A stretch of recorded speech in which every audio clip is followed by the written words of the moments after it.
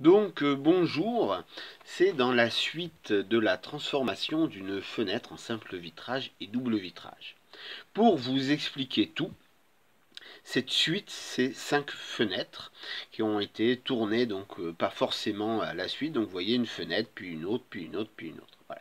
Sur cette fenêtre-là, j'ai eu une surprise, parce que j'ai vu des clous en retirant la fenêtre.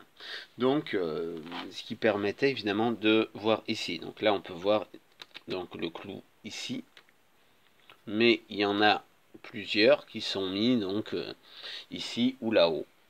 Donc tout simplement, il faut toujours être évidemment vigilant.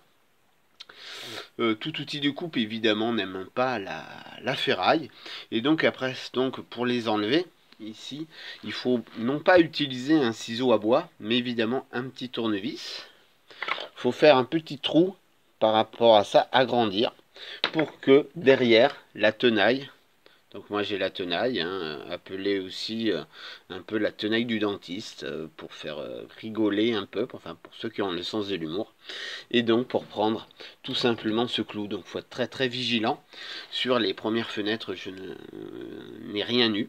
Ici, donc on n'a pas la même fabrication, faut le savoir, et on a tout simplement toujours de temps en temps quelques surprises. Il faut rester toujours particulièrement vigilant à ce genre de choses. Donc là j'ai 3 clous, j'en aurai donc certainement d'autres un peu au-dessus. Donc on peut voir la fenêtre ici, donc avec le jet d'eau qui est là en haut, vu que j'ai inversé la fenêtre, et la vitre que je dois encore retirer tout simplement en bas. Voilà ce petit passage avec cette précision que je tenais à vous montrer. Voilà pour essayer d'être le plus utile possible pour vous expliquer ce que c'est que le chantier. Donc voilà, faut être toujours vigilant, regarder, car d'une fenêtre à une autre, il y a toujours potentiellement des surprises à attendre. Voilà, donc merci de m'avoir suivi et à bientôt pour une nouvelle aventure sur la fenêtre ou ailleurs.